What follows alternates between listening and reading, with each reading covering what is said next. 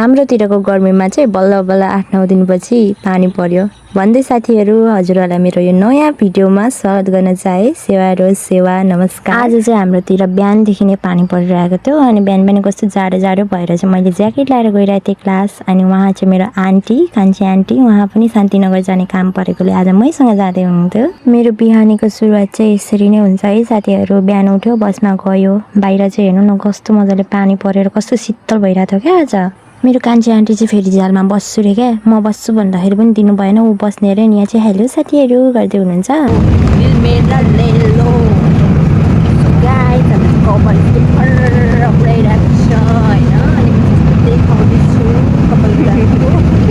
बल्ल बल्ल बस भनेर हिँड्यो, त्यति बेला कहाँ पुगिसकेको थियौँ अघि न अन्त हो त। यति बेला हामी अँध्यारै पुगिसक्यौँ गाइजहरू। साथीहरू गफ गर्दै हामी चाहिँ हाम्रो इटाभट्टा पनि आइपुगिसक्यौँ। यस्तो अल्छी लागिरहेको थियो। मेरो आन्टी चाहिँ हाई गर्दै बसिरहेको थियो क्या। भन्दै हामी चाहिँ धुलाबारी पनि पुग्यौँ।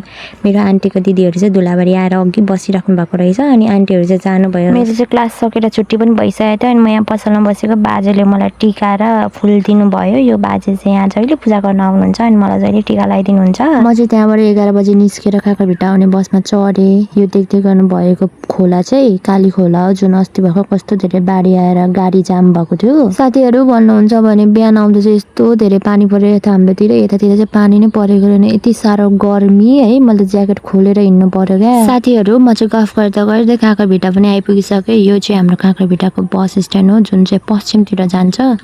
अनि हामी चाहिँ बडा छेउ आइसकेको थियौँ, त्यही भएर यहाँ त ठुल्ठुलो गाडीहरू छ। यो पुल तरेर जानुभयो भने चाहिँ तपाईँहरू पानी ट्याङ्की पुग्नुहुन्छ। त्यहाँबाट उँभो मोडिनु भयो भने चाहिँ बाहुनडाँगी स्ट्यान्ड। यो चाहिँ हाम्रो 11:30 को बस हो, बाहुनडाँगी जाने। 11:30 हुनु लागेको थियो, त्यही भएर मान्छेहरू सबैजना चढिसकेका थिए। म पनि त्यही बसमा जान्छु। फेरि भन्नुहुन्छ भने नि साथीहरू, यो काँक्राभिट्टामा चाहिँ बसबाट झर्नु बित्तिकै पैसा साट्ने मान्छेहरू यति धेरै आउँछन् नि, यति धेरै। म रेगुलर यहाँबाट झर्छु र पनि त्यहाँको आन्टीहरूले मलाई चिन्नु हुँदैन क्या।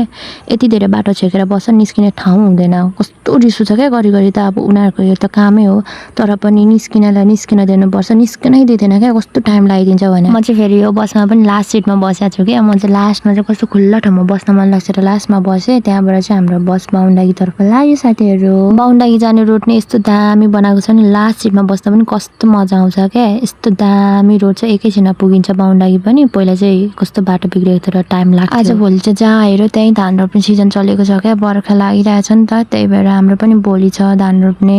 म चाहिँ हाम्रो मेचीडाँगी चोकमा पुगेर पनि यता बाबा भएको ठाउँमा जाँदैछु, किनभने बाबा चाहिँ अङ्कलको घरमा बसिराख्नु भएको रहेछ। मलाई लिन आउनु भएको थियो। त्यहाँ बाबा भएकोमा गएको त अङ्कलले त मलाई कराउनुहुन्छ, यत्रो ठुली भएर बाबाले लिनु बोलाउने हो, बाबाको ढाड दुखिरहेछ बिचरा आली लाएर भन्दै। किनभने आजभोलि चाहिँ हाम्रोमा चाहिँ पुरै धान रोप्ने सिजन चलिरहेको छ नि त। अनि आफ्नो बारी त हेर्नु पर्यो, आली लाउनु पर्यो, कुलो बनाउनु पर्यो। त्यही भएर चाहिँ मेरो बाबा आजभोलि अलिक भ्याउनु भएको छैन। अहिले पनि बिचरा मेरो बाबा आली लाउँदा मलाई लिन आउनु भएको रहेछ, किनभने भोलि चाहिँ हाम्रो रोपाइ हो।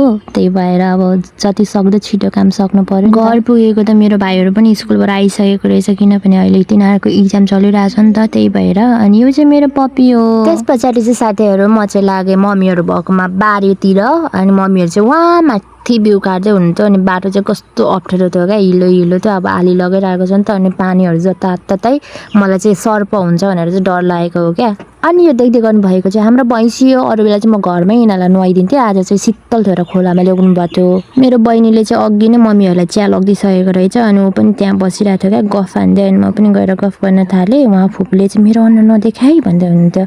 अनि छिमेकी बारीमा चाहिँ धान रोपाइ चलिरहेको थियो धम्माधम। अनि म पनि मम्मीले दिनुभएको चिया खाएँ, मेरो बहिनीले पनि खाँदै थियो। त्यसपछि चाहिँ साथीहरू यहाँ आमा छोरीहरूको पुरा मजाक चल्दै थियो क्या। मम्मीलाई चाहिँ सानोको याद आएर क्या। यस्तो चाहिँ उसले चाहिँ सर्कसमा देखेर सिकेको अरे, तिनवटा हातमा गोटी बोकेर चलाउने चाहिँ। यहाँ चाहिँ हाम्रो बाँसेको बाजे आएर गफ गर्दै हुनुहुन्थ्यो, तिमीहरूको चाहिँ धान कहिले रोप्ने भनेर। मम्मीले चाहिँ पर्सि भन्दै हुनुहुन्थ्यो।